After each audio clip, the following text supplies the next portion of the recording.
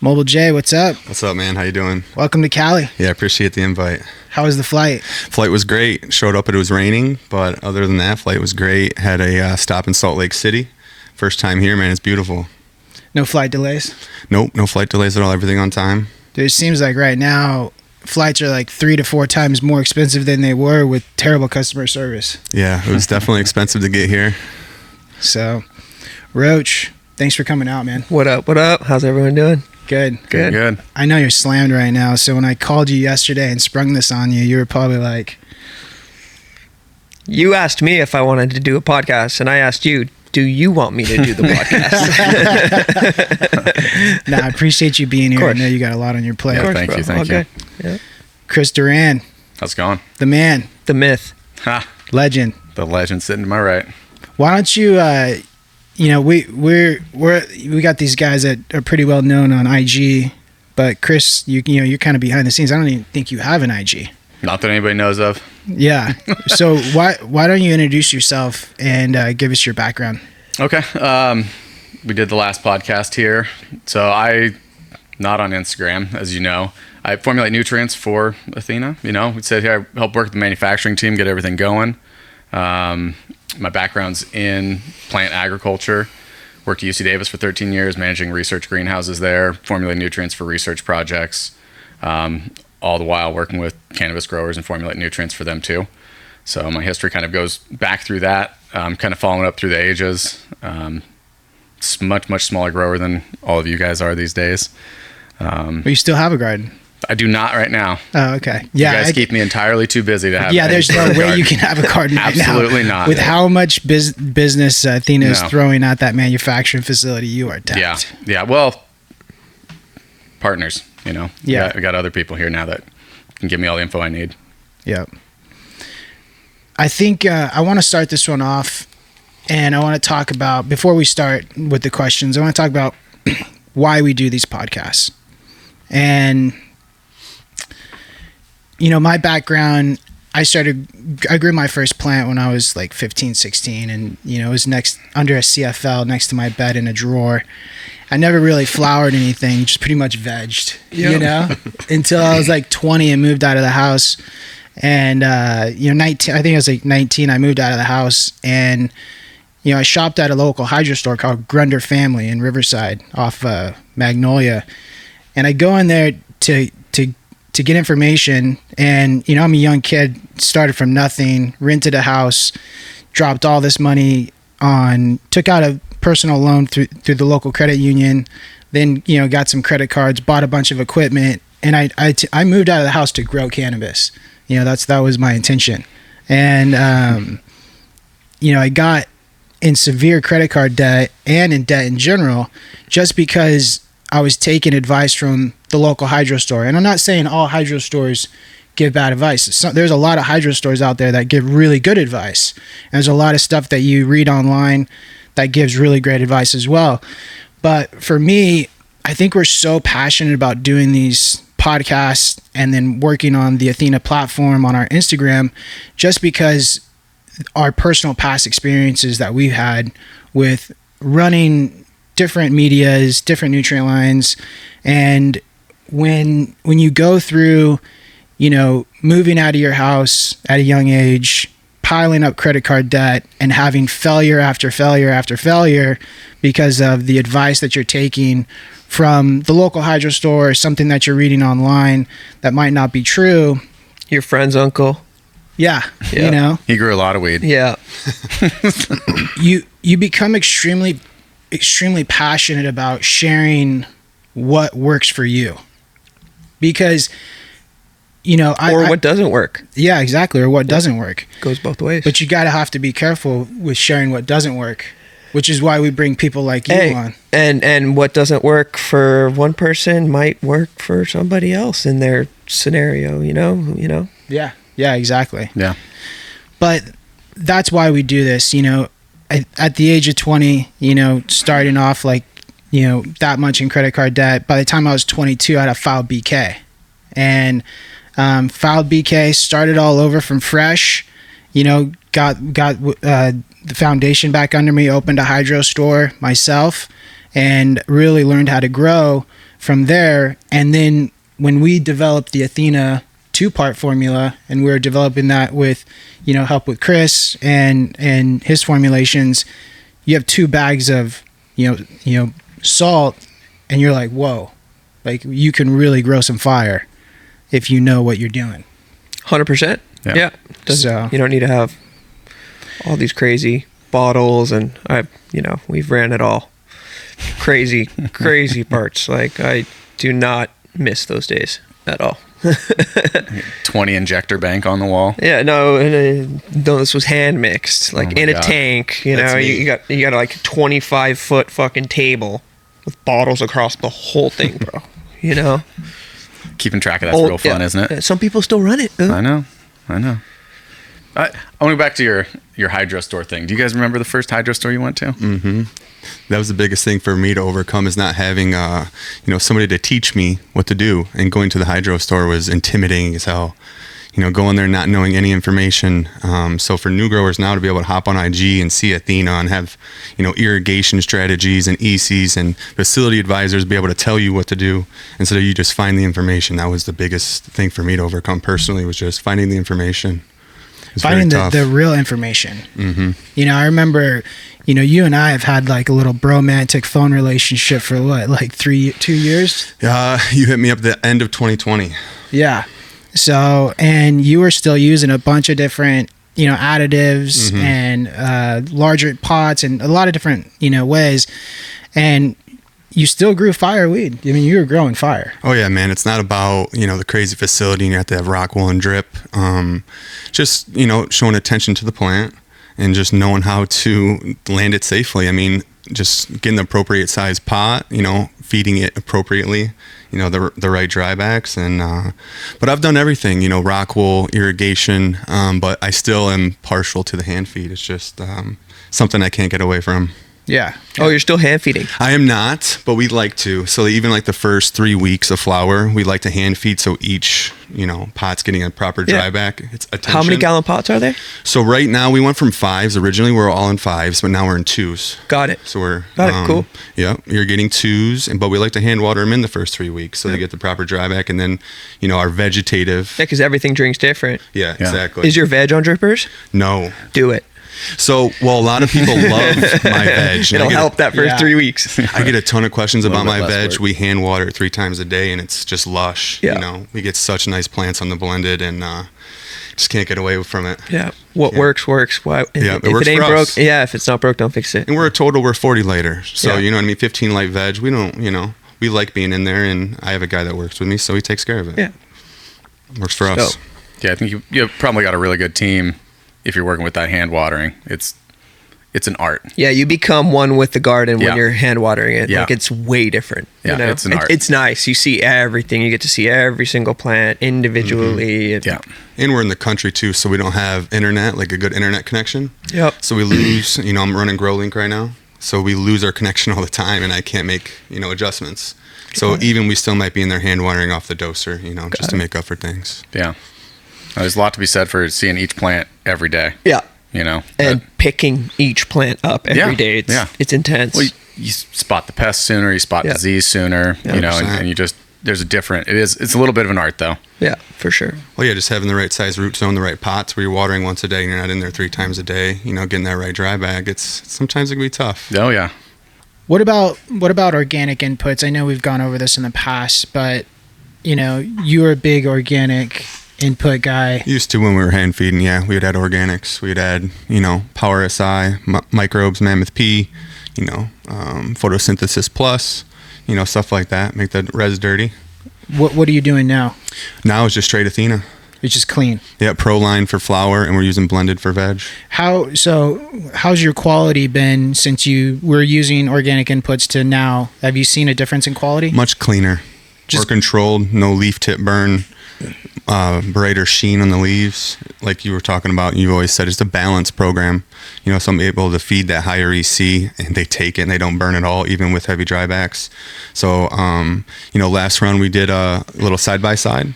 In the Athena crushed, for us it did 2.7 a light compared to, our GH recipe not doing nearly as much, around 2. So then we made the switch to full Proline and hooked up to a doser system and running with it. What about finished? What about finished product? Have you seen the same quality, increased quality, or any degradation in quality? Well, I mean, with my strains, I've had them pretty dialed in, you know, but no degradation of quality on Athena product at all. I mean, I see a lot of packs, you know, with Dylan and Max and, you know, brokers, and they all run an Athena, and it's crazy.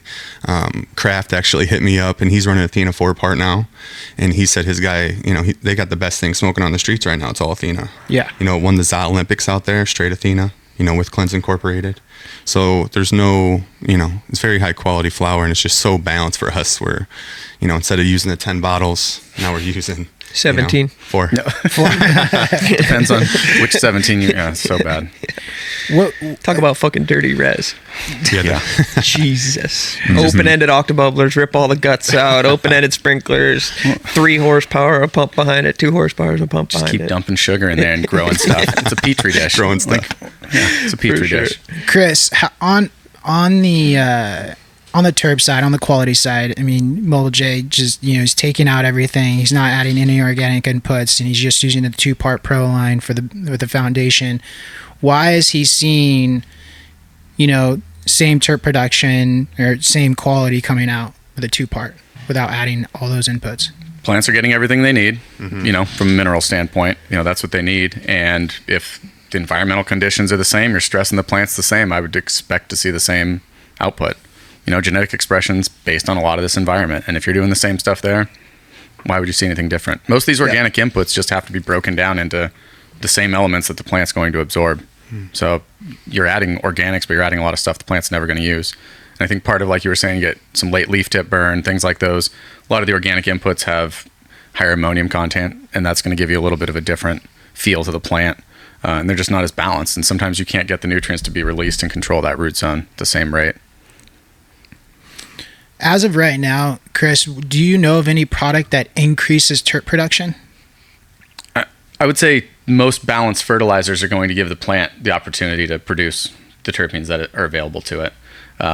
You know, I was digging in a little bit. There's not tons of research. Obviously, this is a newer industry, so you're not finding a lot of information out there about, you know, good controlled studies for terpene production. There was a good one that was done on CBD plants, and they did one, and they found, and they were just looking at, and I believe it was a pinene terpene, and they cut water or increased the amount of water that was going to these crops, and half of the plants increased the production and half of them decreased production.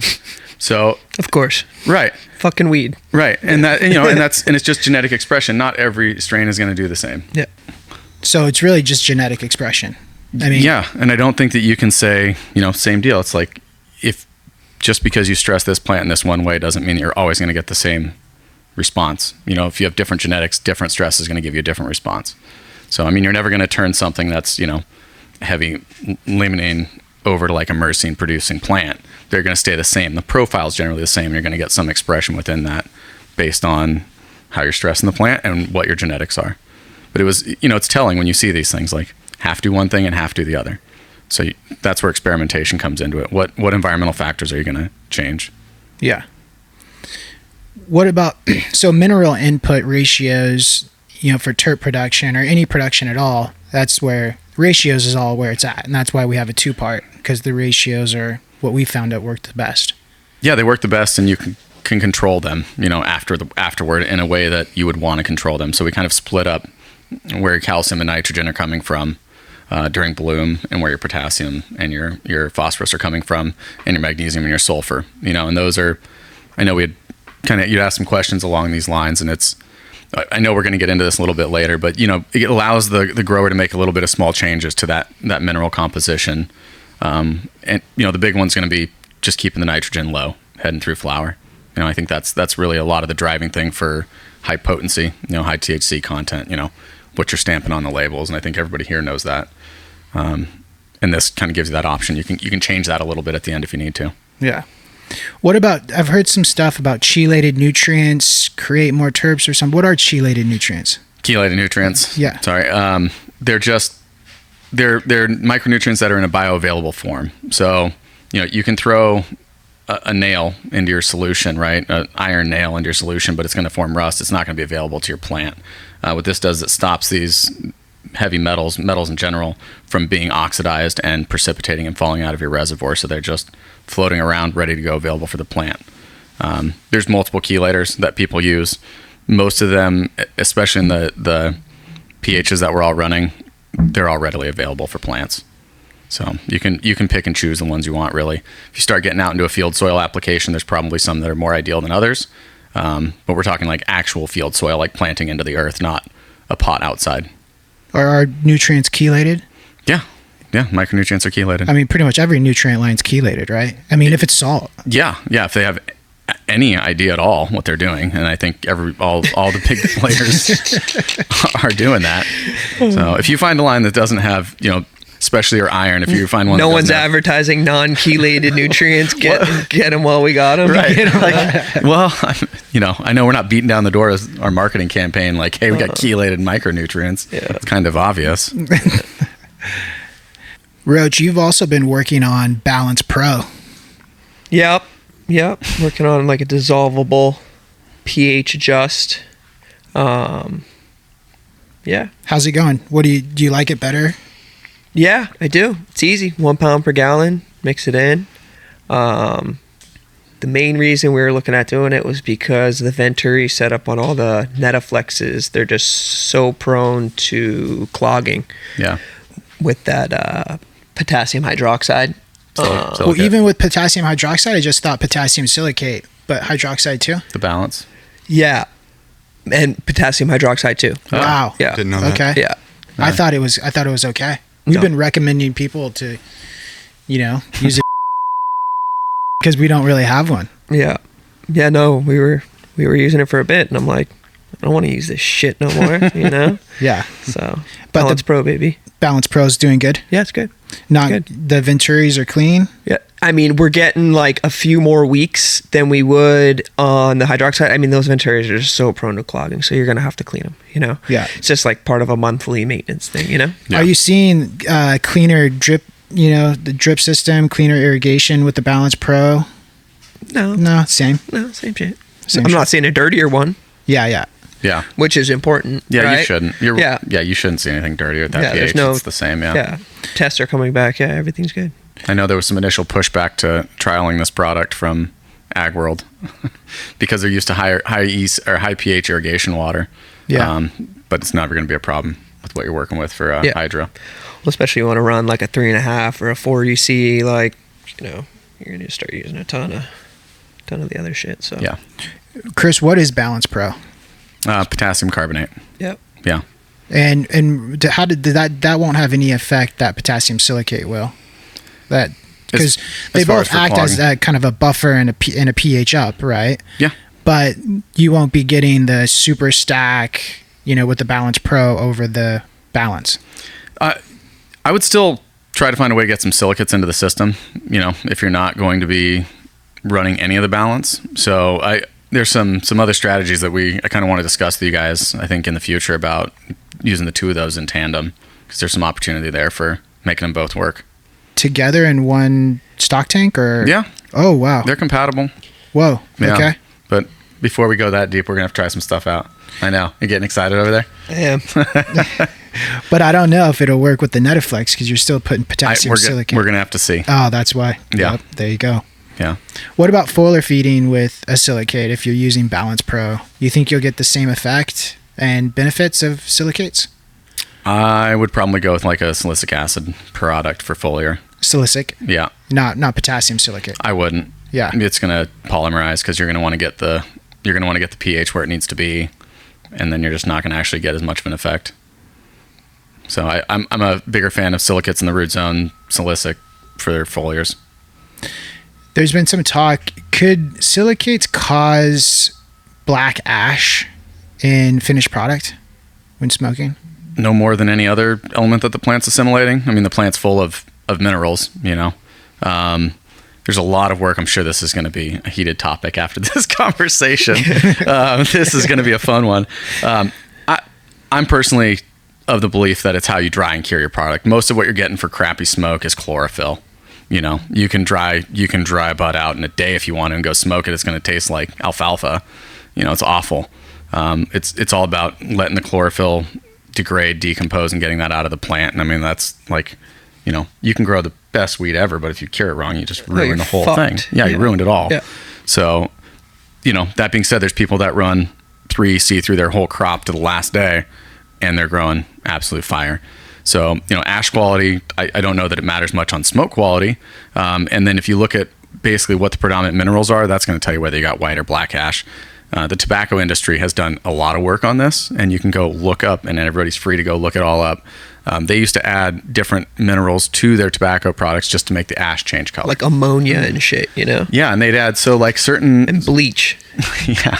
Literally. Yeah. I mean, sure, why the hell not, you know? Yeah. So, you know, there's work that's out there that's been done, and, you know, how you get certain ashes, and it has to do with which minerals are left behind and their oxides.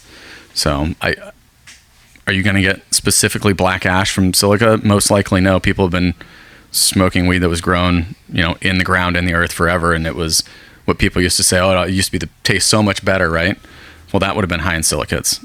So was it that, or was it that they cured their product properly? Perfect answer. Yeah. I mean, I think it's a cure thing entirely. I agree with that. Yeah. I think you could pull a bud out early and dry, or just dry it completely different. You'd get black ash. Yeah. And then you'd take it proper, slow cure, slow dry, and it would probably have white ash. We should test that. Yeah, we should. Be easy. Yeah. Be easy. Yeah, just test it when you're over there. Yeah, we'll like put a bud out and dry it fast in a day or two, you know, like leave it in the sun. I know how that's going to taste. You know, it's going to taste awful. Awful. Be black ash. Yeah, so you're going to smoke it. Yeah. Thanks. Yeah. Thanks a lot. Yeah. Does cutting nitrogen out at the end of the cycle have anything to do with white ash? Same answer. There's other reasons to cut out nitrogen towards the end of the cycle. You know, that's all for THC concentration, you know, cannabinoid production. That's what you're shooting for here, right? Psychoactive compounds. Less nitrogen at the end definitely is correlated with an increase in THC concentration. Like, period. I mean, you should be doing that anyway. Yeah. So. Yeah. All right, moving on to blended and Proline. What makes a nutrient line more stable and cleaner than others? Ingredients, formulation, and processing. You know, you kind of got to select all the right stuff in the beginning. You know, you don't want to get a bunch of junk and put it into a bottle or into a bag. And then, especially for something like the blended line, you know, a lot of work goes into the actual process of making it into that bottle and stable and getting it out to people. So there's a list of things that we do to get it there and have it actually be ready for all the growers. You know, and those are some of the differences between blended and pro. You know, pro is, you're not going through all that process, so it's separated in a different way. Makes it easy for you guys to put into a tank, dissolve off. But if you were to bottle that up, it's not going to be stable in the same way as the blended line is. So you can go ahead and do it. It's just you'll open it up and there's going to be, you know, things that we're growing in there probably. So we put a lot of work into having nice, stable product for you guys. On Roach, what are some tips that you can give a new grower using blended line? Follow the program. I mean, it's easy, you know. Literally just follow the program. If you're running an unfamiliar strain, and if you're a new grower, pretty much everything's unfamiliar strain, just reduce your variables and then just take a ton of notes. It's the only way, you know, you're going to really see what does what, right? I mean, unless you're a genius and you remember every single thing you do every minute of the day, which is, you know, it's impossible for me. You need to write notes. You need to have data. Even if it's just scratched on a calendar somewhere, you know, this is what happened when I did this, you know, and then you can learn from that. I know back in the day when I was first starting with Jungle Boys, like a long time ago, I had binders and binders and binders and binders of just fucking shit, you know, tests and strains and what they do. And some of the best growers I always see writing things down. I have to. I have to. It's the only way. You should. I remember stuff like that. You know, you should.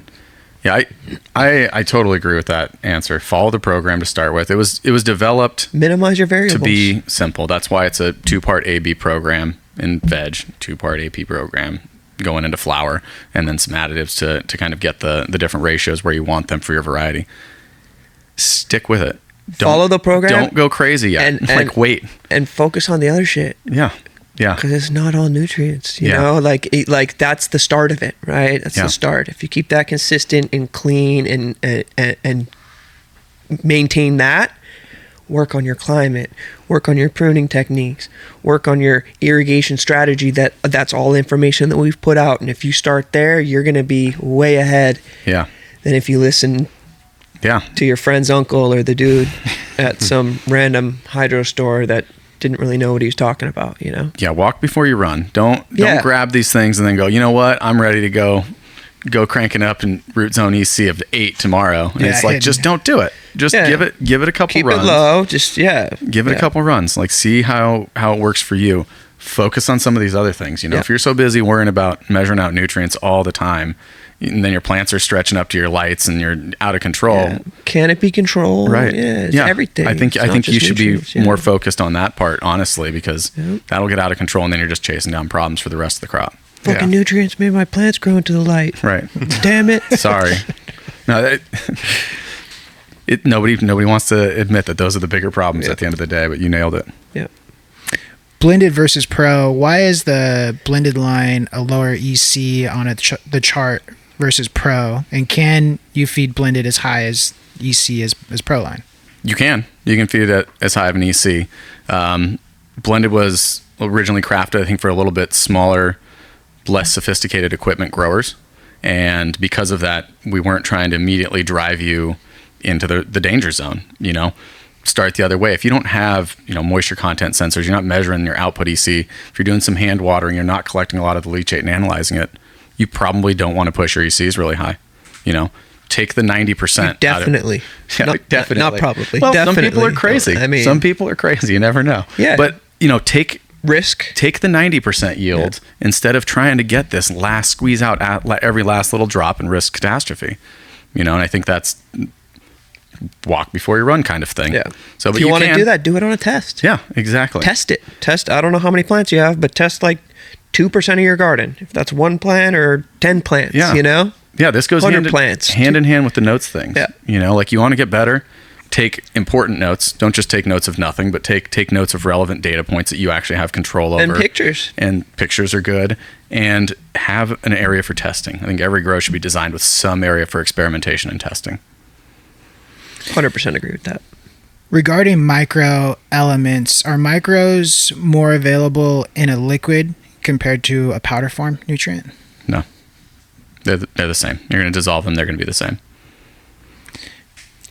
Same thing with organics?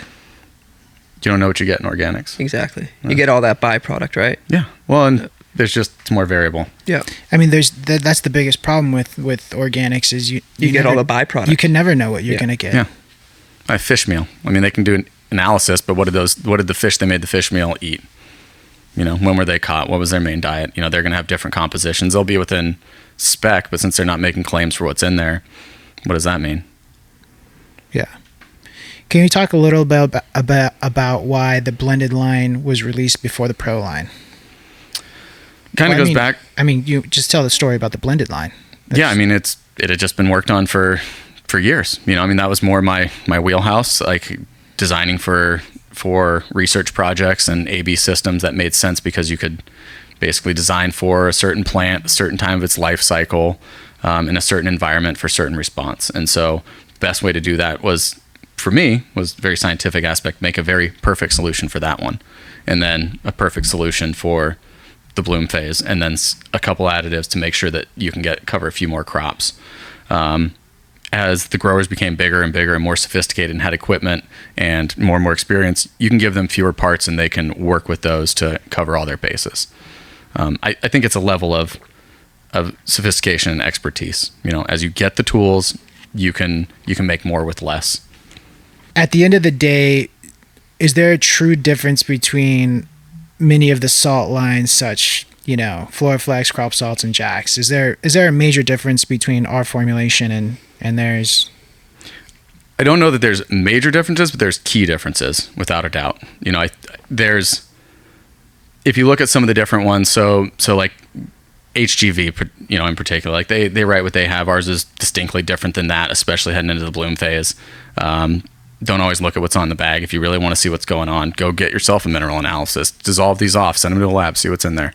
But there's definitely some key differences. We're running the lowest nitrogen heading into bloom that's possible, to really keep the quality up and the yields up. I don't know where they're selecting their ingredients. I know that, we fight tooth and nail to get the cleanest, best product and consistent product in there. I just can't speak towards what they're doing on that aspect. I think, Jack's, J.R. Peters, they came from kind of a different background. I think they like to add dyes to some of their stuff, keep things colorful. I'm not really a fan of I hate dyes. Adding anything. Well, it stains everything. We tried it. Why would you add dye? We tried it. Yeah. We're like, Yeah. No, we remember didn't. that? Nah, Remember that? Ivan. You got in big trouble. I got in big trouble. Yeah. I was like, Ivan, now they can I was tell pissed. the No. difference between the stock tanks. You I was got like, one bro, blue it's, one it's and one. fucking Proline. If you don't know the difference, Well, don't use it. They're going to know real quick when they stick the wrong bag in the wrong reservoir and they got cottage cheese coming out of their stock tank. Dude, Ivan's words are like, bro, if you want to put dyes in your shit, I don't want anything to do with it. Take your nutrients Me either. back. Me either. I'm like, That's word for super word. anti-dye. Get your dye out of here.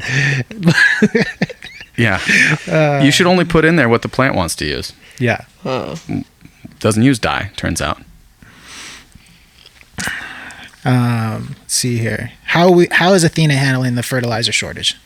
We're fighting tooth and nail like everybody else, but we've got forward contracts looking out 2 or 3 years, full-time staff dedicated to it. We're in good shape. We made our decisions early on, saw this coming, Henry's over here hiding in the background, but people give Henry what he wants, so he just went over there, and demanded products, and they just gave it to him.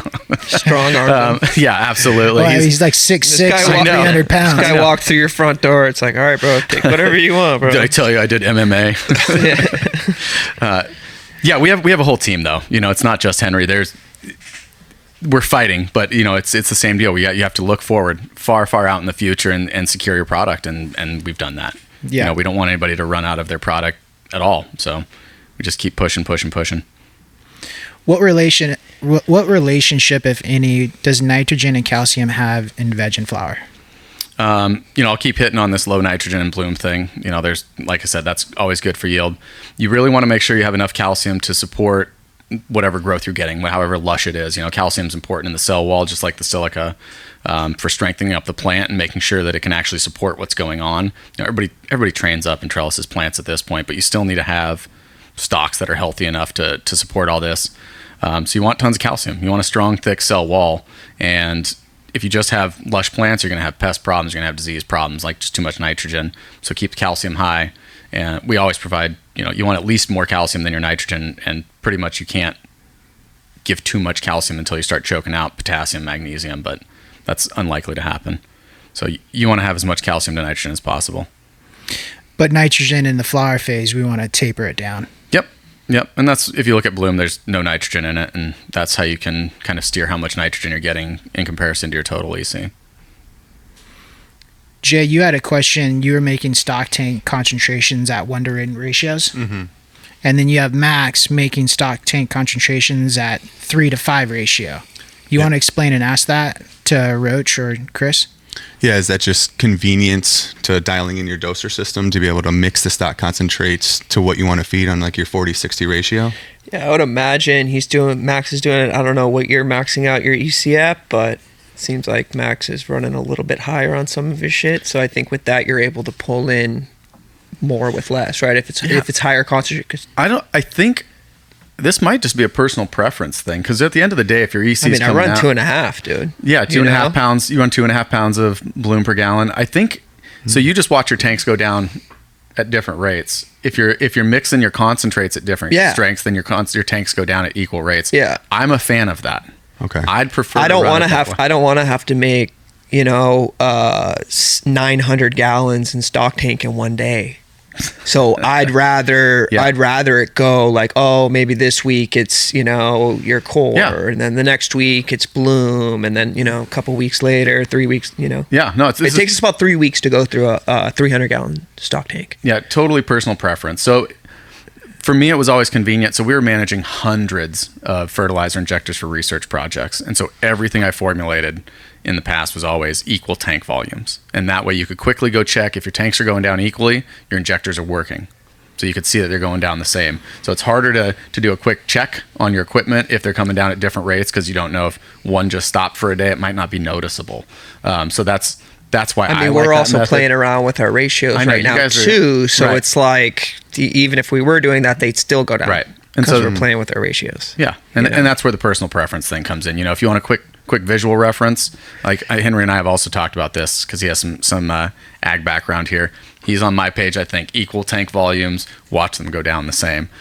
But then if you start tweaking things, you're like, hey, I think I want to up my potassium a little bit heading into bloom, and you start adjusting one of your injectors, you just threw all that out of whack anyway. Yeah. True. So yeah, I feel like putting 10 bags in this tank and then 15 bags in that tank and then 16 in this one. I'm like, no, throw 20 bags in that tank and you're done. You know? Keeping it simple. It's all personal preference. It really comes down to it. And then have your injectors set up accordingly. That's for me. That's what's easiest. But I get it. Looking at thousands of gallons of concentrate. Yeah. Going to acres. Yeah. I get that. Yeah. Well, and I also get from the staffing point of view, you don't want somebody dissolving off 900 gallons in a day. You're going to be like, hey, what's going on over there? What have you been doing all day? Yeah. All they're doing is dissolving off your salts. So, yeah. With the ratio of bloom to core after day 35, have you been playing with that? Yeah, all of us have. Dylan, I think Max has been playing with it too. Dylan has a lot of rooms. You got to do it at least once. Mitten Master, most people know him as Mitten Master, but Dylan has a lot of room, so he's been playing with that. I know Craft Farmer has too, just cutting the core out, making more of like a 30-70 ratio. Lowering that nitrogen and what up are in you the guys PK. doing? I mean, what is it? 10. I talked to Dylan and he was saying 10% a week is what he's playing with. Yeah. So me this round, I wasn't trying to tweak too much. I only have one room, right? So I get one shot at it. I did 40-60 ratio until day 35, and then I dropped it to a 30-70. And at the last week, I dropped that even more to like a 20-80 ratio. Okay. What's your thoughts on that, Chris? Go for it. Not against it. I would say just never cut the core out entirely. Because you need that calcium. You do need that calcium.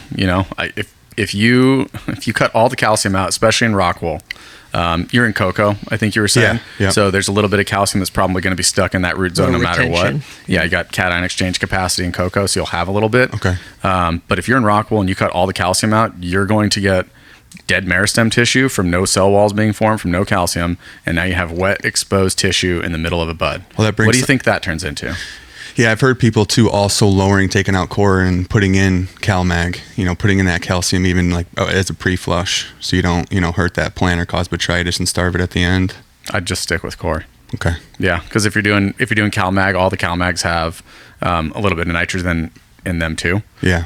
And some of it's coming with the magnesium and some's coming from the calcium. Mm-hmm. You can cut all the magnesium out. It's going to translocate from other parts in the plant, but the calcium will not. So you want to just get the calcium.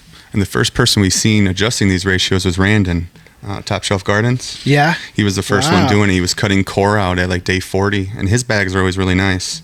And then everybody saw that, and we started talking about it, and dude, what Instagram page is that guy on, bro? Like number 8. 8, yeah. Shout out to the homie though, man. IG police, bro. Keep getting it, bro. He's a G, dude. Dude, he's a cool savage. Yeah. I've helped him get his Instagram account back like 3 or 4 times. Yeah. Or get a new one and get it going again. But he had to go get a new cell phone. Man. He had to go. I mean, all kinds of stuff, man. He's been at it. You guys are all brave getting on Instagram.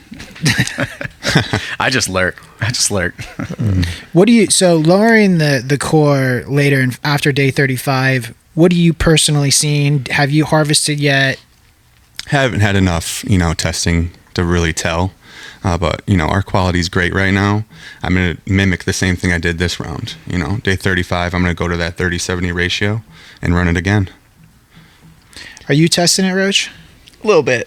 I got to see it work like 10 times in a row to be convinced. Yeah, there you go. That's the right way to do it. You got to get repeated results. One-offs don't count. Yeah, nope. It's not like one time you run something, oh my God, it was the second shit ever. But that 40-60 ratio is real nice. We ran that all the way through. Yeah. Max has ran it all the way through 3.0 and did his flush and, fire. Yep. So That's what we recommend, you know? yeah, you don't want to tweak too much, but if you have the rooms, you know, and you want to push yourself, why not? I think a new gardener needs to go out there and start adjusting their Absolutely core. not. No, please don't. Mm-mm. Stick with the recommended. We don't. still run recommended on 99% of everything, and I'm For not sure. even exaggerating when I say 99%. Good. But we are testing it. Yep. Yeah. Yeah. And we'll, once we do get definitive answer on if we should lower core and after day 35 or day 40, we'll definitely change our feed program Yeah. With data, though. with data. And it could be Exactly. strain dependent. This could be Yeah. another one of those conditions where not all plants are going to respond the same. That's the hardest Another- part of the whole thing. Isn't it? Every girl's different. I know. You know, to tend to them, it's very difficult. Yeah. Roach, we kind of talk about So I'm taking notes, bro. Yeah. Sometimes having different plants on the same program help you kind of see what different plants need to and help you isolate and find your problems. So, because they respond differently. If you're running, you guys run hot, with these irrigation schedules, some people are really pushing things and they kind of show you what's going on with different crops, whether it's everything problem or just a cultivar strain dependent. Yeah, I think out of all the nutrient companies, Athena's changed its feeding program more than anybody. And we've been in business for 3 years or something. Yeah. But that's what I love about it. I mean, we're always... I mean, dude, look Tweaking. at how much change in the fucking industry we've seen in the past 3 years. Oh, bro. my gosh. Good change. It's insane. Good change. Yeah, Good change. very good change. Yeah. I think, from the very first The day we data started availability is just immense, bro. It's Yeah. just like you were talking on earlier, unless back in the day, Ivan was really big on the forums. Unless you got an invite into one of those forums, but those were exclusive. Those were tough to get into. You had to know somebody, and then that person had to vet you, and then you had to get in, or you could only see a couple posts if you weren't in. But yeah, now it's fucking hop on Instagram, learn how to fucking do anything, dude. It's Well, crazy. it started with 2EC, right? That was the heavy feed for Proline initially. I think it was 2.7. 2.7 EC was heavy. And then was Max doing the testing and that where the 3.0 came from? No, Roach and Ivan, Max, all of us, we're all testing. And, really, it just, we saw better results at the 3.0 EC, I think, most everybody. But Yeah, I think it's really more 100%. about irrigation strategy and stacking because, that's where you can run a 2 EC. and run a high Stack it. substrate. Sure. Yep. And run a high substrate, you see. Yeah, You you're still can getting do the that, same but salts in there. It that's... just takes longer. But then to aren't you stack getting it. into with LEDs and HPS? A lot of people run LEDs now. It's very important to run that 3.5 EC beginning with LEDs, correct? Well, that also goes back to depends on what your EC and your media is, because you can still run the 2.5 or 2.0 EC and maintain a higher EC and a media when you're using LEDs. by manipulating shot size and runoff Yeah. amounts and all that shit. But then you're just playing with fire, baby. Because your Yeah. core EC is higher under the LEDs now, right? Compared to your HPS rooms? Yeah, but it's more difficult to get there. Just stacking? Yeah, because they Yeah. don't take as many irrigations, so you kind of got to shorten the irrigations to get it to stack. We were going up to sometimes as high as 14 feedings a day. It was rare, but usually 10 to 12 almost, What are you every stacking to? HPS room. And now it's 8, Okay.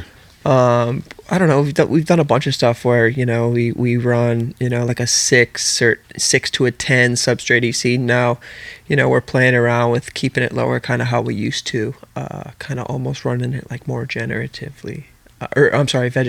Okay.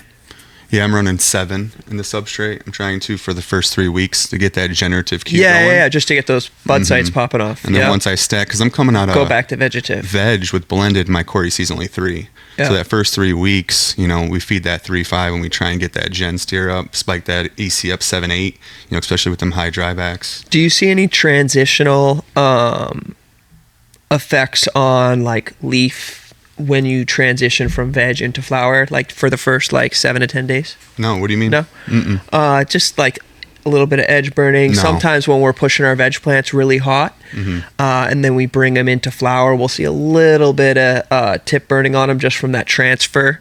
I'm thinking just really high nitrogen maybe. Yeah. Well, are you seeing it nights? Are you getting little buildup at the tips of the leaves? Kind of at the serrations, sometimes you'll get a little bit of moisture that gets built up overnight. No. Because sometimes they can exude a little bit of excess salt there. Got and it. You can get some tip burn from that just Got locally. it. Yeah. Okay. I thought maybe just drying back too hard. Yeah. how far of a dry back are you doing, for the first 3 weeks? We don't like to go more than like 35%. Yeah. Really? Yeah. Okay. Because your fuel capacity will be at like 70% when it's fully soaked, you know?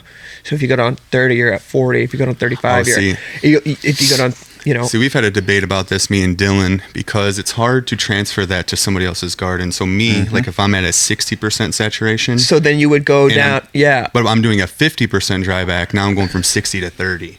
50% dry back. So if you're using different sensors, field capacity. Exactly, because of your sensor could be Arroyo, you're seeing an 80%. Or grow sensor. And I'm in cocoa and I'm seeing 50. Yeah. Well, now you saying go down 40 doesn't really translate to me. If I'm only reading 40. Exactly. So now I'm going to go down to 0. Exactly. So I do kind of the percentage, you know what I mean? Of total field capacity. Yeah. So like for me, Gen is 50 to 60% dry back. Yep. And then vegetative is like more of like a 40, 35%. Got it. Is what I'm finding, in talking with Dylan and Max, Yeah, I feel like a lot of people don't talk about that enough either. Because they'll tell you to do 35% dry back, right? Yeah. And you're like, well, my field capacity is only fucking 50 right now because it's towards, it's week 3 right now or whatever, know? I mean, me and Max were collaborating when he first started talking to me, beginning of 2021, and his sensors, he's using GrowLink, the TDR sensors, fully submerging it in water, it's only getting 50%. Yeah. But some of my Arroyos are reading 80. Yeah. So how do we, transfer data appropriately? We've seen also between like GrowSense and Arroyo reads a higher EC for some reason. Especially in the dry same backs. fucking cube. Yeah. Same fucking cube. You could have a sensor plugged in right next to each other, plug it into the same spot. It reads a higher EC. I think it's important whenever you are reporting results and talking about these things to mention the equipment you're using. Of course. I think that's standard for scientific research is what are all the pieces of equipment that you're using, because this could be a very different conversation. You're talking about relative dryback versus absolute dryback. Yes. And those are huge differences. Obviously, you can't go from 40 to 0, but you can drop from a 40% of your half of your 50 is a totally different number. Yeah. And I think it's critical that we start all using the same language. Yeah. And especially reporting on the equipment so that we can get consistent results, because they're going to behave differently. Yeah. 100%. Roach, when making a batch tank that lasts for days or even weeks, how often do you guys agitate your guys' batch tanks, or even at all? It's just running on the agitation program through the Netaflex, just like a little 120 to 24 volt little contactor. And I think it's on for when it's not active, it's on for 15 minutes, off for 10. And then when it is active, it's on for 30 and then off for 30, I think. So if it's fertigating and making nutrients, it'll turn on for 30 minutes, then it'll turn off. Interesting. Yeah, but if it's not, it's just on for 10. With Athena do you think it's really necessary to agitate your batch tanks, daily, or? Once it's all dissolved, which in the beginning people think it's all dissolved, but if you go let it sit for a second, it's probably not all the way dissolved. It takes a little bit of time because the elements that are in there. Once it's all dissolved, every drip is identical to the next one. That's the beauty of an ionic solution. Everything that's in there and stable and dissolved is going to stay that way. It's not like it's going to settle out. Think of the ocean. It's not like the salt just falls out. Yeah, there's no fallout. Right. Yeah, there's no fallout. So generally you're agitating just to make sure that the top of the tank stays clean and clear, a little bit of agitation to keep things moving. Even with blended, with having CalMag in there, you would, suggest agitating it? I don't think you need to, personally. Okay. Depends how fast you're running through the tank, too. Totally. If this tank is sitting for 2 weeks. Let's say 3 days. You don't need to agitate. Once it's fully dissolved, you don't need to agitate it. Just of the hundreds of different stock tanks that we used to run in the research environment, 0 were agitated. Nice. It was fully dissolved, fully blended off. And this is going to sound awful, but certain ones with certain chelates, they're more prone to basically fungal growth on top of them because the chelates break down and they provide carbon for it. Some of those would grow things on top of them, but it doesn't change the mineral composition, and whatever's on there can't live in that condition and also go live in your plant. It's a hypersaline environment. They're two totally different things. So that's the main reason to agitate, is if it's going to last a long time, keep things churning over, stop things from growing in the tanks. Okay. But 3 days, let it rip. And stock concentrate, are you agitating that? Can that, You need to agitate stack. No, stock concentrate, sorry. No, you're good. Once they're all fully dissolved, you should be fine. It comes down to how long you're storing it. A couple months, would you say? I'd agitate it every now and then just to stop it from getting anything colonizing on the top. Okay. So, you're putting together something that has components for life. So eventually something's going to find its way on there and want to start growing. So, but once it's fully dissolved, it's all the same. That's why you're dissolving it off. Otherwise, just why wouldn't you go spoon it into your pots, kill them all off? Chris, can you flush for too long and cause botrytis? Yeah. You want to keep calcium coming. So I think botrytis is, it's a huge problem. You get it already. People with get LEDs it all the time. especially. I kind of wanted to talk about that, and we kind of moved along. Lower transpiration rates with these LEDs. Definitely, calcium is passively uptaken through the system, so you actually need mass flow through a plant, actual water absorption. If you start cutting back too much core in an LED room, or your humidity stay high enough that you really have super low transpiration, you're going to start running into some issues because you're not getting enough transpiration through the plant. So tapering this core even down if you can be are negative. feeding, even if you are feeding correctly, Yeah, if the plant's- like you can still get botrytis For sure. Yeah. For sure. And so you want to minimize those chances. So if you're in a really, if you're in a cool temperature, fairly high humidity, even if the light intensity is high under these LEDs, don't start cutting back the core too soon. You're going to run into problems. You're just not going to have enough calcium in the good system. And you can also, if your plants can handle it, you can drop the humidity a little bit if you're still getting what you want out of it to get a little bit more transpiration through there to help a little bit from that botrytis. I know it's a fine line to walk for how dry do you want your room and quality, but with these LEDs, if you want more transpiration, you want a little bit more fluid flowing through the system, you can drop the humidity a little bit. Yeah, and in these rooms that we've been retrofitting from HPS to LED, we're having to add dehumidification in those rooms. Oh yeah, yeah. I bet you it gets uncomfortable in there. Like it's just going to ramp up fast. I mean, yeah, if you don't have the capacity, or Yeah. you're at the same capacity that you were at for a HPS room and it worked, but Yeah, you definitely have to add in. yeah. I mean, they'll stop drinking. I mean, everybody's seen it under those LEDs. It'll just pots never dry up.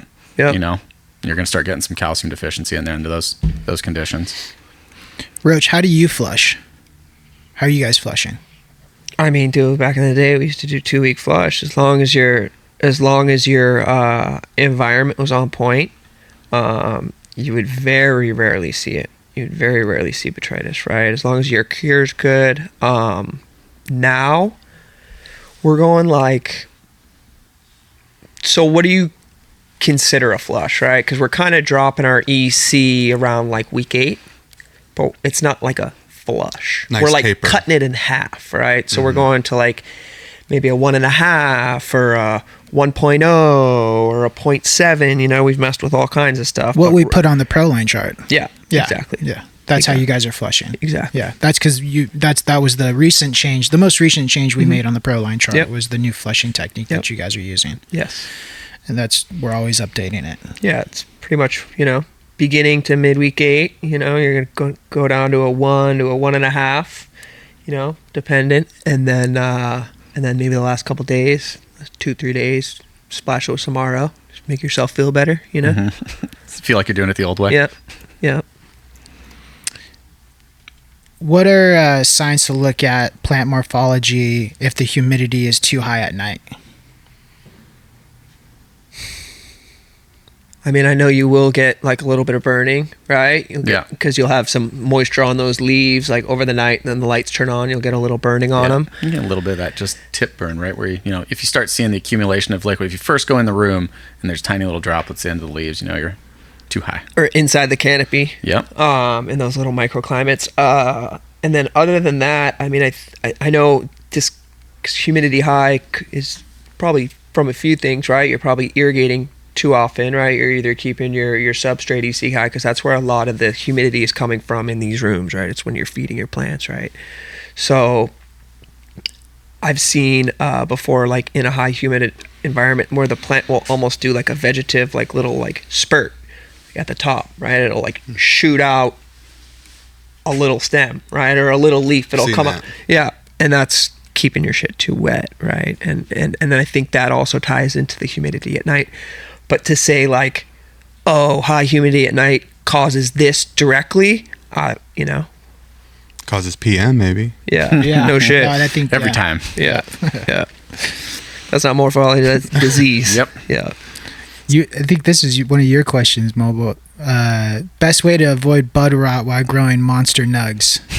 That was not my question. This is actually something I informed the community about This quite is a one lot. of the questions that you got. Yeah. Oh, okay.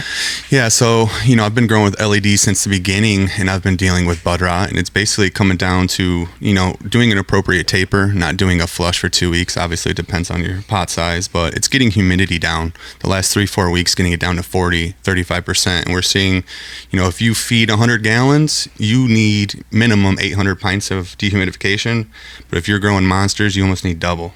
So like Roach is talking, retrofitting the HPS rooms, you need a ton of dehumidification now for these LEDs, and they just hit on a different level. If you're pushing over 1,000 par, you're gonna have issues if your shit's not controlled.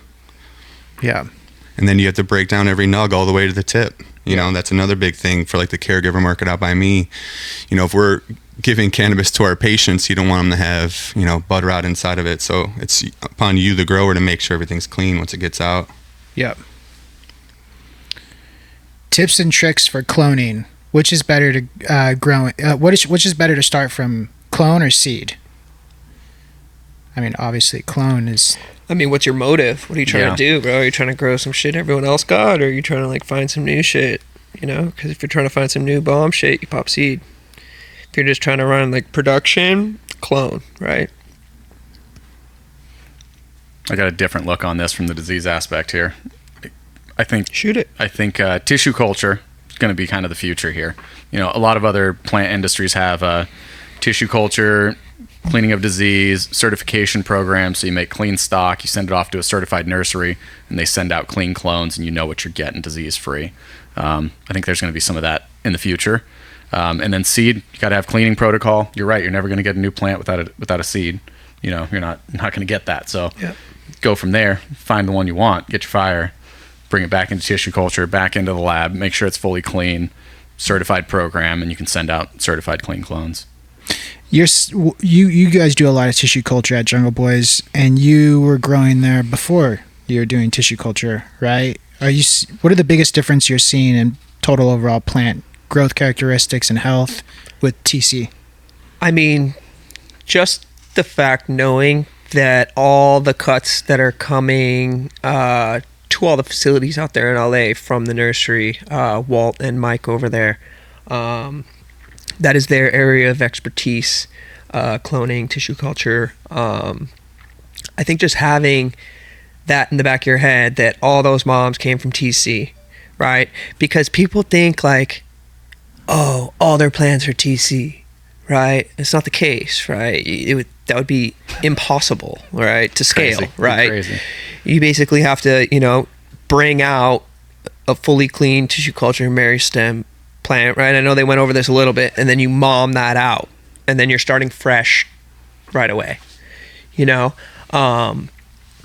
but benefits, I mean, there's a lot, dude. Like we had a bunch of old strains, right, when we fired that up that Ivan's had for 15, 20 years, whatever, and then when you clean them up, you can see what's coming out of these fucking things. Yeah, they've had disease probably. There's a lot of different things going on. Yeah, they've been around for fucking ever, so they collect little things along the way. Yeah, definitely. It is the future. You're talking about a lot of the changes over the last few years. This one's where it's going to be going. Proper breeding, definitely in the cards, for disease resistance, pest resistance, and then certified clean stock. What do you think about CRISPR?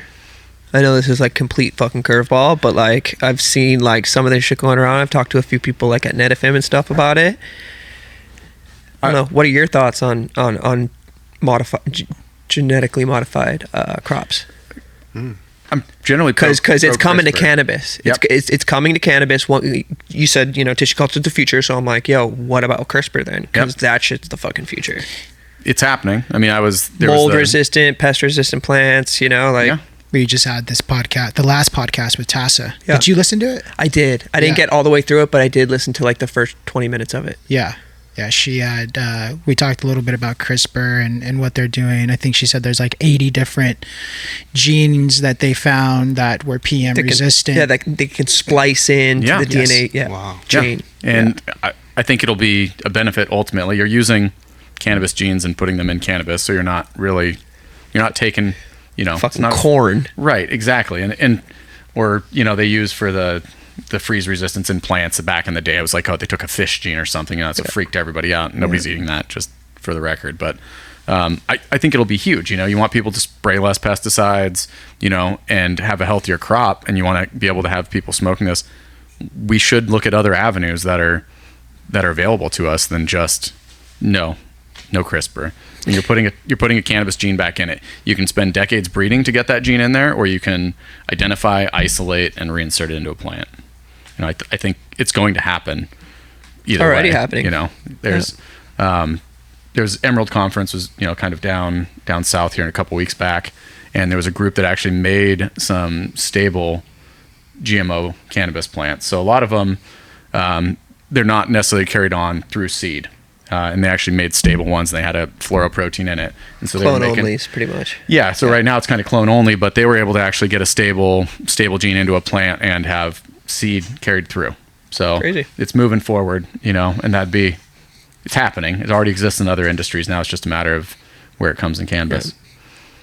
See what the next 3 years brings us, right? I know. Yeah, it's pretty crazy. It's going to be crazy for sure. Yeah. I mean, if you could get a plant that had a cannabis gene in it that stopped you from getting powdery mildew, would you just automatically say no just because it was from CRISPR? What if you couldn't test that it was from CRISPR? Because most CRISPR plants can't test after it's been made because the genes are already matching cannabis genes, so you wouldn't even know. Somebody could claim that it was a traditional breeding program. How would you know? Kind of already genetically modifying it just by doing selective breeding. That is genetic modification. That's exactly what it is. You just happen to be doing You're just not doing it synthetically, right? Yeah. Like literally taking cells and yeah. And if you can't tell the difference, and somebody said they got it through traditional breeding, would anybody be the wiser? Yeah, exactly. Yeah. What's up, bud?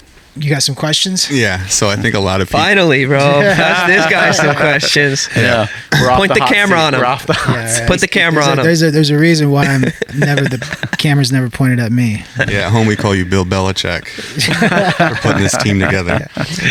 But I know a lot of people want to know how you met Ivan and how Athena started, and the beginning of all this. Yeah, for sure. So running a hydro shop, I always wanted to get the Jungle Boy account and sell him hydro equipment. I worked hard at that.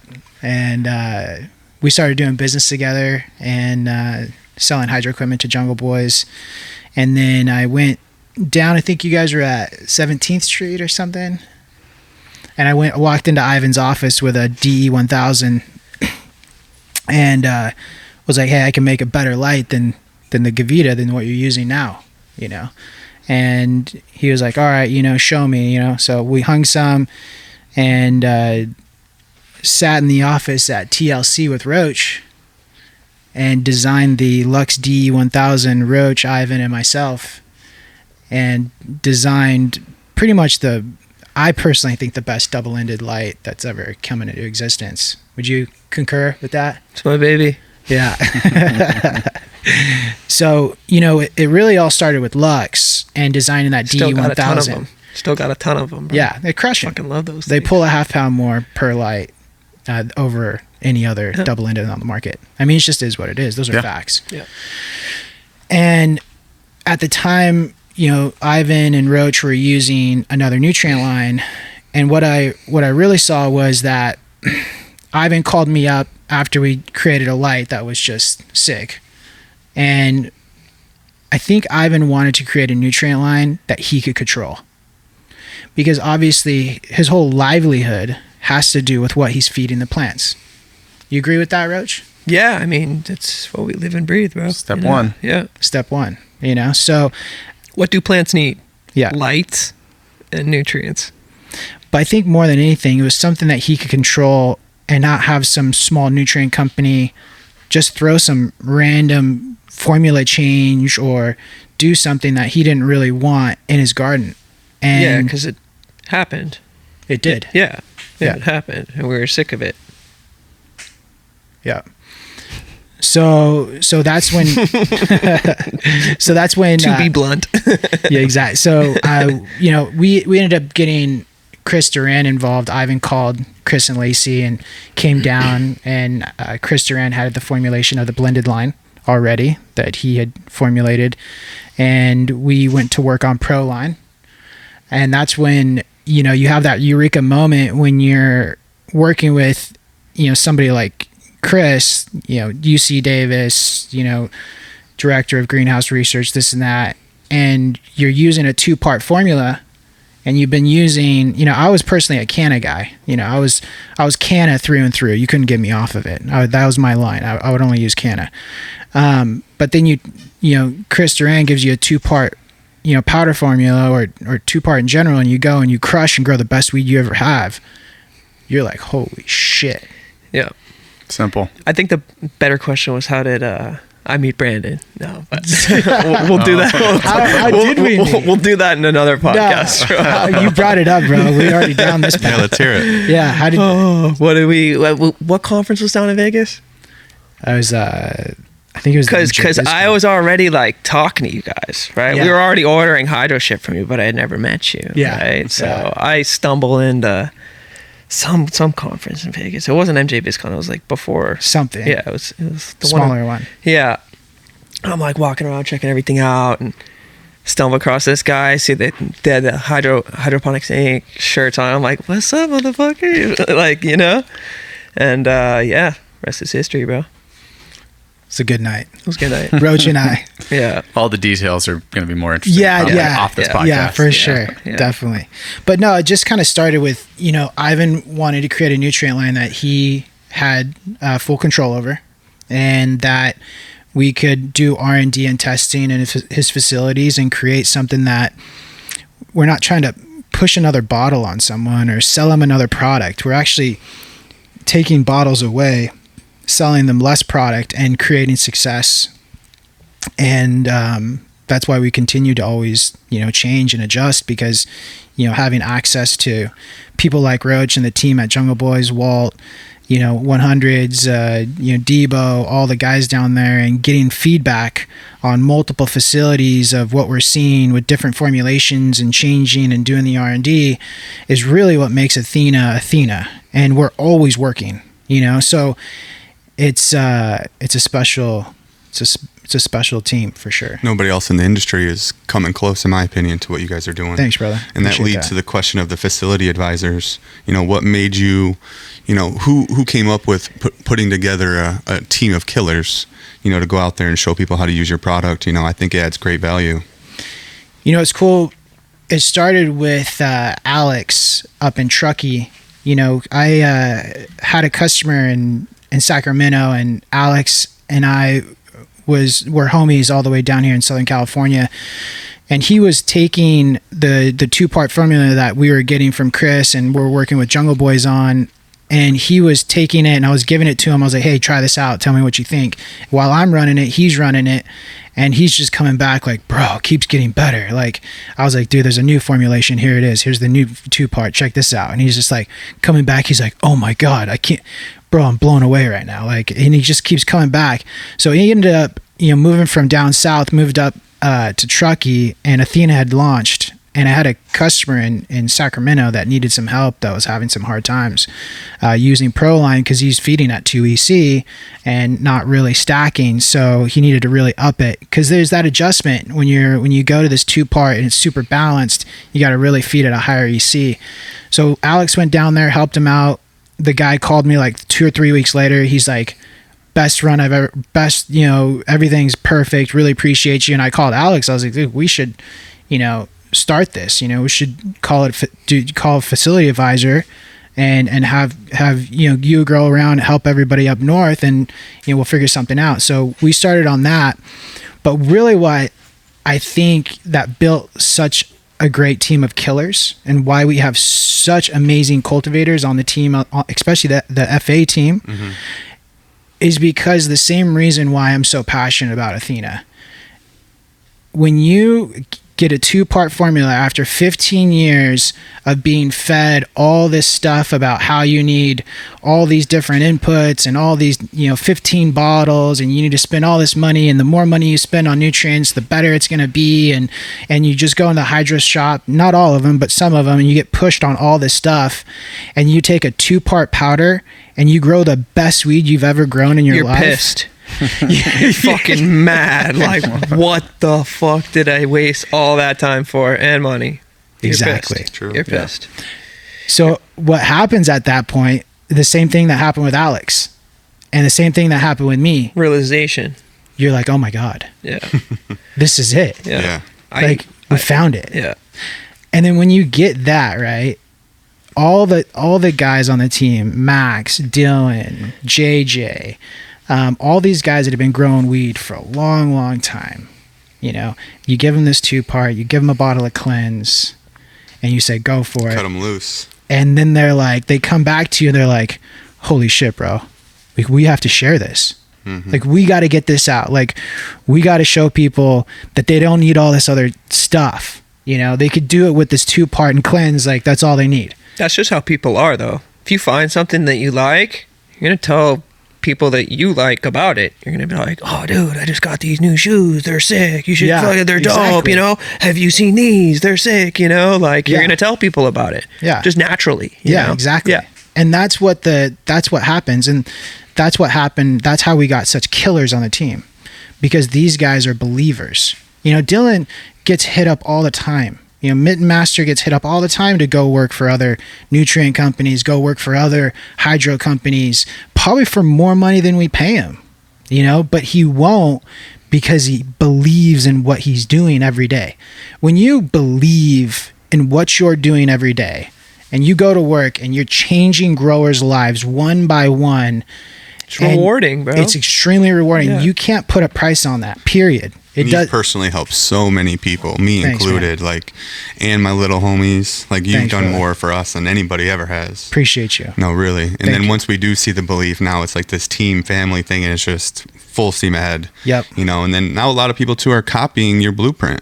You know, Yeah. a lot of people are putting facility advisors out there, and Yeah. you know, you're at the top of the hill. So You know what? People, you would think that I'd get upset about that. You know, I'm not. I think if we're promoting good industry knowledge, it's what's good for the community. If they want to copy our products, if they want to have people that, you know, create facility advisors that go help other cultivators be successful, stoked. Go do it. You should do it more. you're way ahead of the trend though, so I don't think you have to worry about that. Thanks, You know, you're getting bro. everybody stuck behind you. Appreciate you. Thank you. And then they look up at you, and you know it's hard for them not to be salty because Yeah. you guys came in here. You know, I was in the grow store not long ago, and I was telling them about Lux lights, and they thought they were truck lights. They had no idea. Yeah. You know, or Athena, they had no idea, and I told them, like, the wave from California is coming, and it's going to crash on your fucking head. And Yeah. it did. Yeah. You know, it took a couple years, but now it's everywhere. Yeah. You know, and people are crushing it. It's so simple. You know, thanks to Chris and, Simple. you know, everything he does. Like, blended for me, I've never had better results. On 5 mils Cal Mag, 11 A and B, no runoff. Perfect every time. Every leaf green. Yeah. Going to my veg. It's No runoff. spotless. No runoff. Ballsy. It's so forgiving for me with the liquid nutrients. So it works for me. Yeah. You know, and I tell people what works for me, you know, so, but immaculate moms and cuts, and that's what I do. So, Yeah. but the next question is, are you going to follow the Jungle Boys to Florida? You know, the whole, team, or are you guys just going to set something up out there? So I bought a house in Florida. A lot of the management team, is moving to Florida. There'll be some presence out here in California. We are rolling up a new warehouse there, just because Ivan is going there, and there's going to be a presence there that, Athena, we thought about it a lot, and Athena should be there. If Jungle Boys is going to be there, we need to be there. And we really want to get better at servicing the East Coast. Faster shipping time, more support. The East Coast is coming online. Mm-hmm. We've got a pretty good foothold on the West Coast, and we could always be doing better. But we definitely need more support and more energy on the East Coast. So yeah, we'll be out there in Florida with Roach and all the boys. That's exciting news. I guess the last one for you is the remaining international events for Athena. You guys just went to Spain. Do you have any more planned for this year for the team? Yeah, I think we're doing something in the UK pretty soon. And I missed Spain. I was so mad. I heard. I was hurt, dude. I didn't go either. Yeah. I had my grandma's celebration Did of you go? life, so I couldn't make it. So yeah, We stayed. yeah, we gotta work. Now it's pretty cool to, I never really get asked a lot of questions, so Let's kinda- do this more. Yeah. Yeah, let's flip it. Yeah. I'm it sitting more. there next time. You're sitting here, Yeah. camera on you, and I'm just going to ask you your life story. Right, don't Yeah, just- no, just side profile. You're gonna get the hot seat at the end. Yeah, you guys are all. We do kind of need a life story from you, though. Because it's pretty epic. Yeah, you gave us a little touch of it, but you need to really like go into it. Oh man, I think it's dope. When we go that deep, Yeah. Ivan's is more interesting. Yeah. So there's some specific questions for you, Jay, that we got on Instagram, which was just super cool. This is who are your top 5 cultivators that motivate you? So Roach and the Jungle Boys is definitely Stop. one. No, coming up on Stop. YouTube, Had to teaching say it. myself how to grow, those guys were crushing it. You know, seeing Burner and seeing just the whole, the whole crew. So Jungle Boys is definitely one. Dylan is another. Dylan and Max. Max was my first mentor. You know, getting on Instagram and seeing him crush and spread information. So I kind of carried that torch, you know what I mean, and started passing on information to growers. All he told me was how clone tech, and that meant the world to me. Now my clones are booming. Yeah. So Max was definitely my biggest influence, the only person I would call my mentor. Dylan, and then Dylan's consistency. Even if he has problems, he gets shit done. You know, he gets it in flower and he gets results. That's, my motivation for Dylan. A couple more, what is that, 3 or 4? Yeah. Craft Farmer, most recently. He's also on the Athena team now. He teaches me how to navigate myself through this, like being confident and being myself, and the whole cut the check mentality and all He's that. got Craft Farmer's got more confidence than all of us put together. Oh, that's good. But I'm He's a typically savage. the quiet guy. Yeah, so yeah. he rubs off on me. He takes It's me under his good. wing. He actually wants to fly me up to Santa Rosa after this, which I cannot. But so he's becoming a big inspiration. Learning from him, and then would just be my best friend Brett, the Chromatic Cultivation. He actually helped me get him on Athena. He grows fire, in the basement, and he kills it, bro. Quality next level, and it pushes me like, damn, bro, I gotta up my game, But those would be my biggest motivators. But yeah, definitely Roach over here is one of them. And it's funny, everybody I named is on the Athena team, is under the umbrella. crazy. Every single person. That's So, crazy. That's pretty cool. Favorite strains you've ever grown? My Super Boof. It's crazy, bro. It's just a monster. Dude, test at 30, yields a ton. Where'd it come from? It came from my buddy out here in California that did a breeding, a small breeding, and it got the name Super Boof because we didn't think it was going to be anything good. So we're like, oh, this is going to be Boof. And then it turned out to be good. We're like, bro, it's Super Boof. Kind of corny. But yeah, that's my favorite. It's so resilient, bro. You throw a truck at her and she'll go.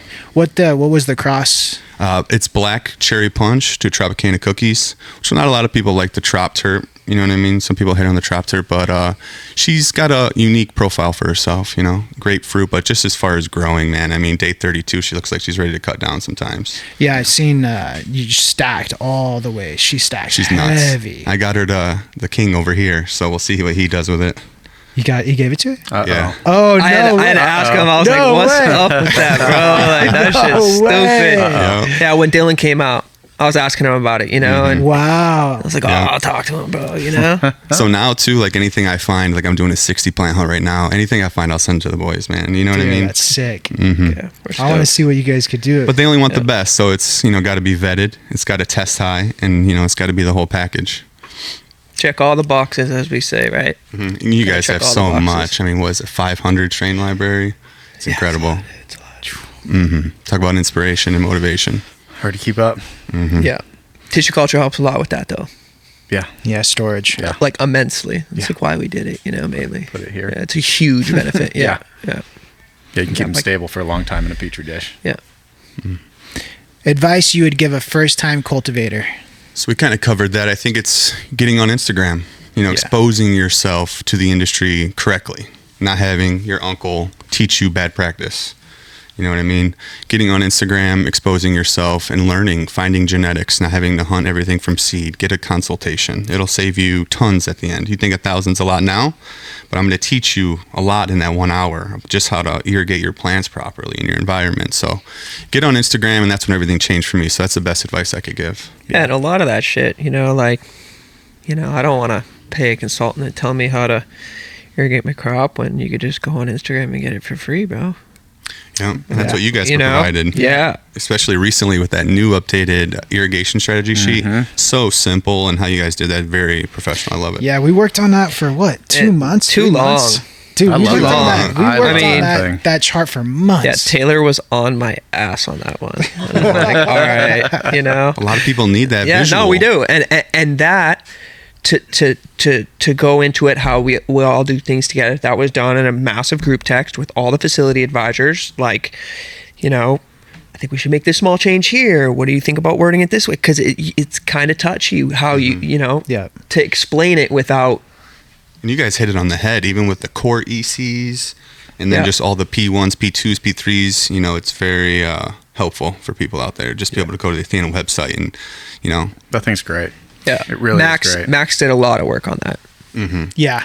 It's funny, we were working on Excellent. that in the beginning of 21. I mean, he was, but we were Yeah. collaborating with figuring out dry backs and Yeah. dry downs and what to do in between. And so it's cool to see it come, you know, this far and be put out there now. Yeah, really It's- cool. It's funny because, you know, one Instagram post about irrigation strategy, you don't know the countless hours and months and not only the years of knowledge that went into that Crazy. one Instagram And I'm post. always super cautious. And you're giving it to him for free. Yeah. You know what Yeah. I mean? I'm always You're super giving it to, you don't have cautious. to buy Athena to get it. It's on our website, bro. Go crush. The biggest false statement you've ever heard about Athena. The no terp stuff. You know what I mean? Athena cleanse kills terps and it creates a terpless product. I've seen plenty of fire Athena packs. The most fire. So Yeah. people are going to hate when you're on top, right? Yeah. If you guys weren't selling nutrients, nobody would hate on you. Yeah. Yeah, we wouldn't be talked about too much. What was the biggest struggle to overcome? What was the biggest struggle to overcome growing up through your career? Just finding the proper information again on how to grow, you know, having no mentor going into this, trying to figure out what CalMag is, you know, going to the grocery store, they put you on GH, they don't even tell you what CalMag is. That was the hardest part for me to overcome. So I taught myself on Reddit and YouTube, you know, and then went on Instagram, and then my whole life changed. You know, somebody on Reddit was like, if you're not on Instagram following breeders, you don't know what you're doing. So I got on Instagram and my whole life, you know, everything changed. I knew I had to have a sealed room. I didn't know what that was when I started. Yeah. You know, so that was the biggest thing for me to overcome, is just finding the proper knowledge. And I think weeding through the proper there's knowledge. so much fucking. Yeah. Bro science, Oh. especially you're on Reddit and everybody's telling you this stuff they do, and it's just like, oh my god, now you got to weed through that by yourself and then Yeah. trial it. So it's just a pain in the ass. You got to use bat guano for sure. You need bat guano, Definitely. you know, Definitely. on Reddit. Yeah, that's what's And happening. then I had to hunt everything from seed myself, so I didn't have no clones, you know. So everything That's the was from best, seed, though. That's the best, dude. and that's what how- made my name. Like Seed Junkie would repost me, In-House Genetics would repost me, and then people wanted my genetics, they didn't have it. So then I started trading and it started becoming this crazy thing that it is now. And now I'm here. That's awesome. Yeah. That's awesome. Mm-hmm. Now, when going back to weeding through the information, even when we first started talking, you know, I was like, I think are you still using 5-gallon pots? No, we're in 2-gallon. You're in 2-gallon. Mm-hmm. But when we first started talking, you were on 5-gallon pots. You're adding a bunch of stuff. Mm-hmm. We won't go into details, but you're adding a bunch of stuff to the Athena line. And I kept telling you, hey, smaller pot, you know, cut it back just to the 2-part Athena Proline. Don't add anything. You know, monitor your irrigation strategy. Monitor EC in your cocoa, and you'd kind of like, all right, cool, like, and it took literally like 6 months before you did a full run, I think, of just pure Athena, because there's just so much other information coming at you. Well, I'm also, you know, running a new product, and I only have one shot. This feeds my family, you know, and Yeah. plenty of other people. So I can't risk everything on a run, even though you're telling me and I see, you know, that it works through other people. I got to be careful on how I put it in my garden. I respect And that. everybody has that in the back of their head, no matter what. If you don't, But you're then, like, careless.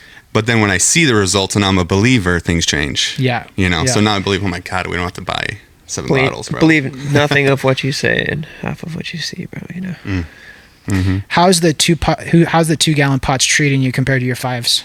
Well, I mean, it's all the same to me. You know what I Yeah. mean? When we were hand watering, it's just basically mimicking a P1, P2, P3. Big saturation, slow dry down to where in the morning we fully saturate again. Yeah. So going down to a 2-gallon, you know, we're running 4.3s. And I don't see much of a difference in quality. You know what I mean?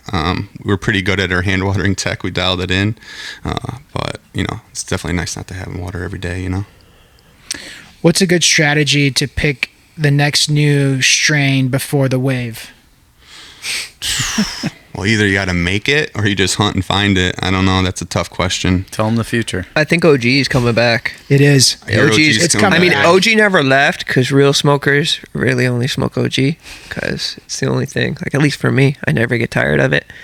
Right? A lot of these flavors and shit. You smoke, go through a zip of it, and you're like, yeah, give me some OG. Not even high. Yeah. Yeah, give me some OG. Need some smacker. But I've been hearing that the OG's coming back, Green Bud's coming back. Yep. A lot of people want purple gelato cookie gas, and if you ain't got it right now, you're not selling it. Make Green Bud great again. Mm-hmm. Yeah, I was just talking to my boy yesterday, and he was just like, OGs, OGs, OGs, and I was just like, okay. 6 months later, it'll be back to perps.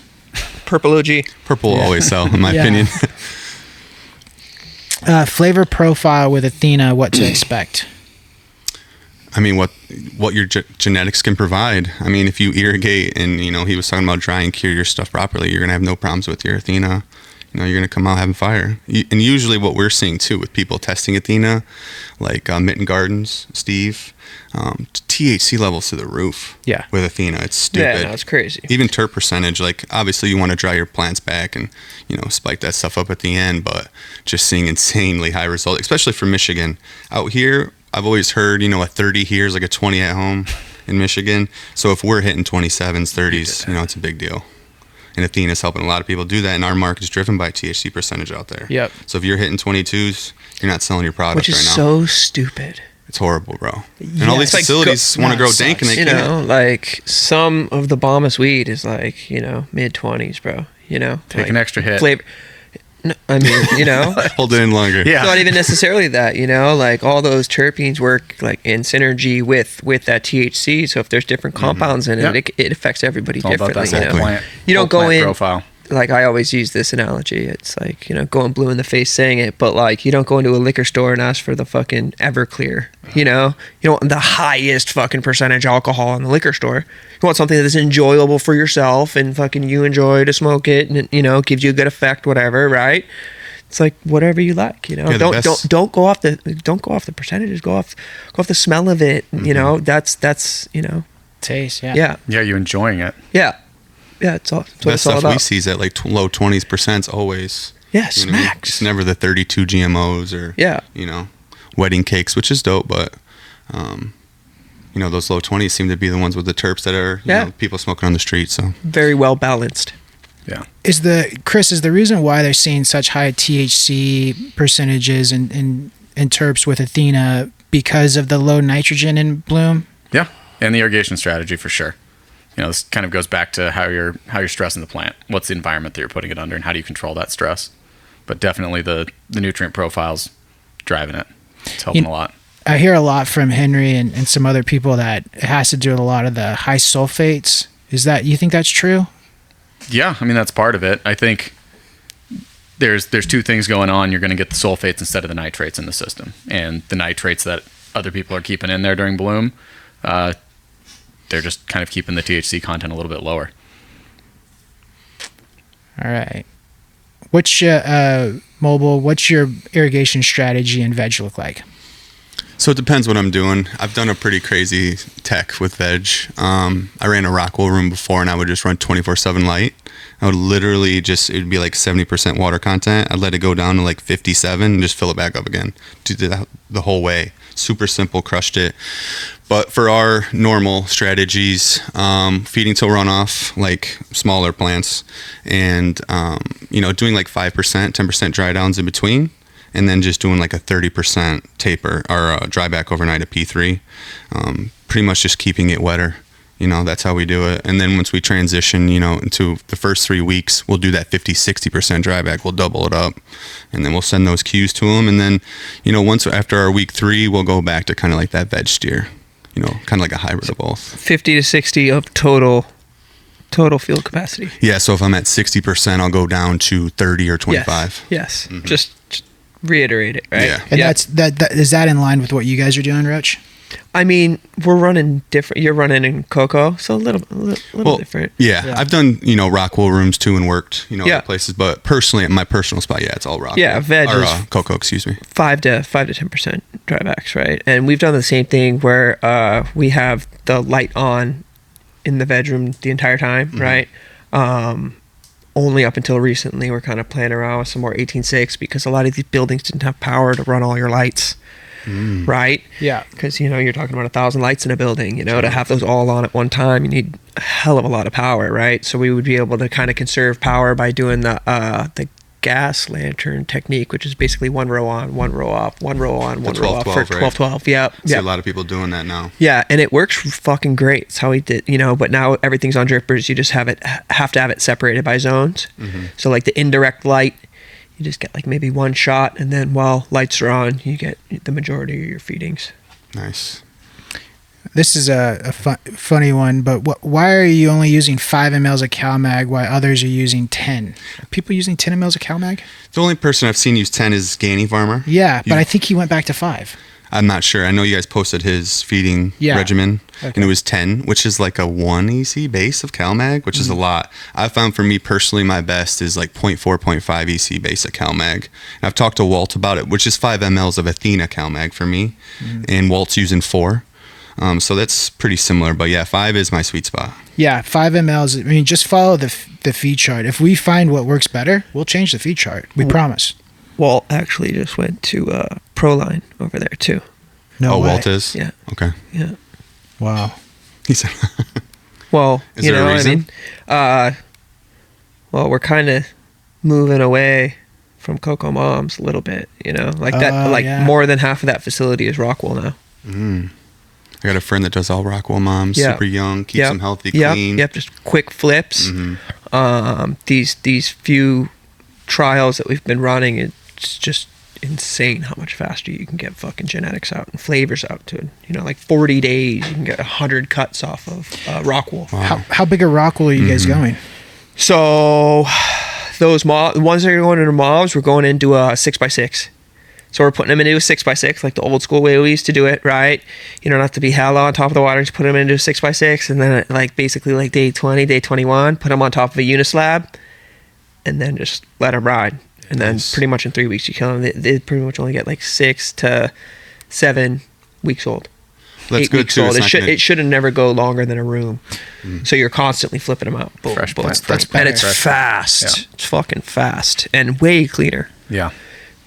Way cleaner, because cocoa is becoming very difficult to get with shipping, right? It's always been hard to get. There's always shortages of it. Interesting. Especially during replanting of large commercial spots, Yeah. Filling up a big facility is not going to be easy to get enough cocoa. How big is Walt's room, lights wise? I think it's 300 lights. Just fucking moms. That's crazy. It's a lot of moms. And he's close to you then? Yeah. Your facility? Yeah. Okay. Yeah, we'll go. We're all within a few miles of each other. Okay. We'll go down after this and go see him. Cool. Yeah, let's go say what's up. What was your inspiration for getting into the cannabis world? Money. I got Honest man. I was working in Wisconsin. I got fired for smoking weed, and I came back home. So it was weed that got you in, because if you Yeah. didn't smoke weed, you wouldn't have probably started growing weed. No, So it was weed. It was weed in the money. Yeah. But I got fired for smoking, and then went back home, and I just seen what was going on in Michigan with the weed game. Actually, my little homie, his name's Tyler. He would put me on, take me to dispensaries and grows and whatever. Right? He works for me now, which is interesting. But yeah, just the money, for the family. I was a pitch salesman. Things weren't working. I started a t-shirt company. I did all sorts of things. Yeah. But cannabis, it was just like, okay, my dad was dating a lady, and she had like 272 lighters, crushing it. So I was like, okay, we need to get in this. And she was like, yo, you need 2 5-tons. You need this. And I'm thinking, $5-10 grand a time here. So we just started in a tent and then worked our way up, bro. That's awesome. How long have you been in the game so far? 4 years. That's awesome. Coming up quick. But I went crazy, bro. Like, I lost a lot of friends, relationships not going out, stuff like that. Yeah. So Respect. being a little crazy about it, Yeah. I don't think I don't know if you're as bad as me, but yeah, I'm pretty Probably nuts. not. I'm pretty crazy. Do you only grow with LEDs Mm-hmm. now? So no more HPS. Well, I started 4 years ago. So Yeah. why would, my first search was HPS versus LED. And then I built my own LEDs. And it was funny because I used to watch Ivan, trash LEDs. You know what I mean? And then you told me you brought the idea of the clone light and the 645 to him and really pushed it on him. And, that clone light was like one of the best things I've ever seen, like invention I've seen, bro. Like that was so smart. Thanks. But only LEDs. Yep. So I have a ton of knowledge on LEDs, PPFD at every stage, what ECs you're feeding, etc. I help Dylan with, sometimes, turning down the PPFD a little bit, seeing more quality, and he's seeing that now, Towards the end. Yeah, well, just in general, we're seeing if you're pushing, especially like a Proline at 3.5, 3.0 EC, and you're running 12, 1300 PPFD, like you're just really asking for butter. Especially you can't get down to 40%, 35% humidity, and your dry room might be out of whack or whatever. I mean, it's very difficult. If you're trying to hit that 3.5, 4 pounds of light, you're gonna have tons of butter out. Yeah. With LEDs especially. Yeah, I remember having that meeting with Ivan. Were you there when we had that meeting with Ivan? And I was like, dude, we got to make LEDs. I don't know. We've been in a lot of meetings. Yeah. Yeah, dude, I was pretty nervous about that just because I know how Ivan felt about LEDs. Huh. Yeah, I mean, I think I remember the first post. He's like, all right, it happened. We like LEDs now, because he was such a hater for so long. I mean, but rightfully so. Fucking LEDs 7 years ago sucked They balls. weren't working. They were terrible. The dude. claims were Terrible. like this. They're like, throw away all of your other lights, use no Yeah. wattage. And you're like, well, it sucks. Yeah. Well, they also had the wrong spectrum because the spectrum that they're using was that high red blurple spectrum. Mm-hmm. And what automatically it does is we learned, obviously, that it bleaches out the top of your nugs. Yeah. And so, you have all these LEDs going out and everyone doesn't realize that it's just the high red spectrum. If they change the red spectrum to maybe like a 60% red, 60, yeah. 50-60% red, they'd be cool. But they had like 80% red, 90% red. Yeah. And it just bleaches everything out. Where you need that partnership between the engineer, the developer, and the actual growers. Like this has to go back the other direction. You can't just look at a graph and go, yep, I made a light perfect for that graph. Yeah. You have to actually grow with it and see what happens. Yeah. Get the feedback. And grow at scale. Yeah. A lot. Yeah. Yeah. And several times. Bleach out a lot of nugs. Yeah. Huh. Yeah. No. We- We only did that once. Yeah. No, a few times, I think. I'm really excited to see those reds, They're sick. the 80s and 90s. So sick. You sent me some. I'm still waiting on them, but Max is really liking the, You didn't get the 'em growth. yet? I did not. I hit up my new rep over there, so we'll see if I can get them in. I think I might Get this have guy some fucking LEDs, bro. Yeah, how many do you need? So I have a 8 light double deck I use for my veg. So that would be 16 bars. That's what you sent me. 16. Mm-hmm.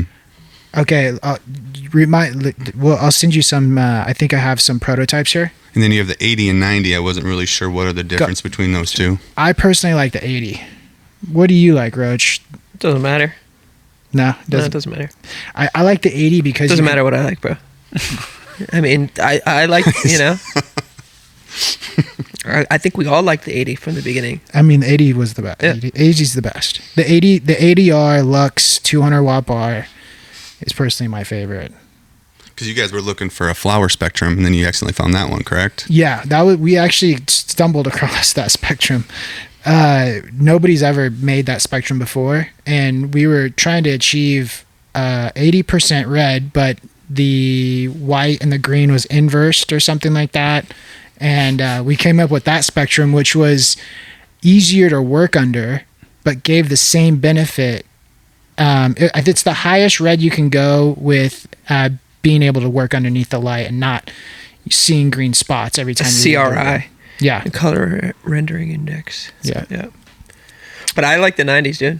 You do, huh? Yeah, I do. Fuck it. You do. know? You do. Yeah, I knew you like 'em. did. Yeah. Which is at least for I think every plant should touch that 90 before it goes into a room. Wow. Yeah, the 90's sick. It's just. I think that every plant should touch that that 90 should touch every plant before it goes in. Really? What I are don't you know if seeing? I don't know if it's like.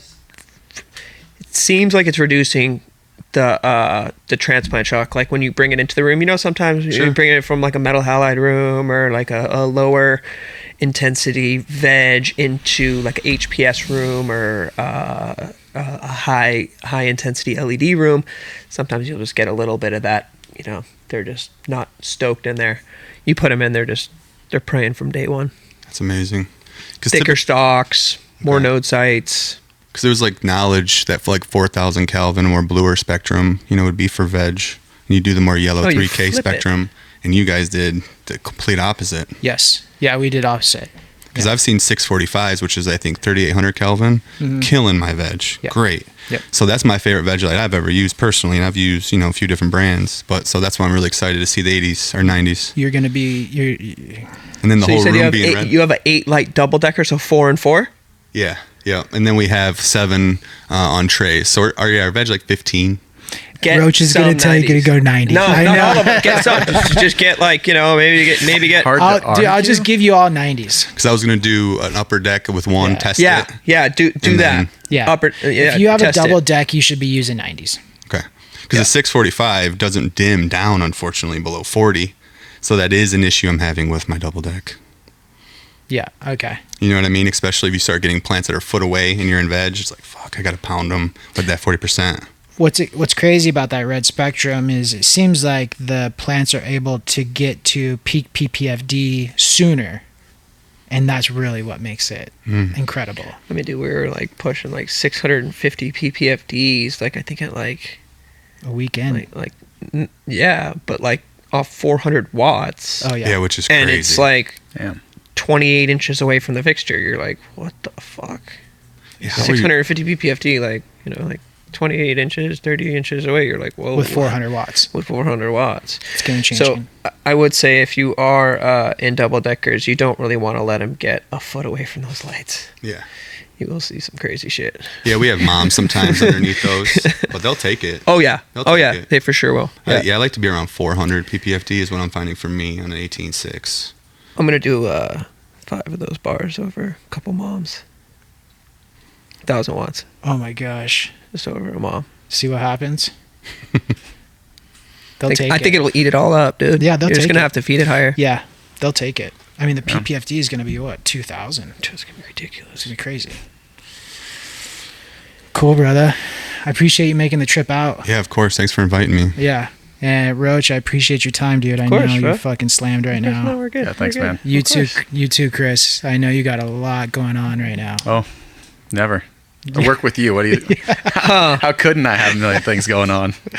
Nah, appreciate you guys, and let's wrap it up. Let's do it. Boom. Thanks. Thanks, Jay. Yep.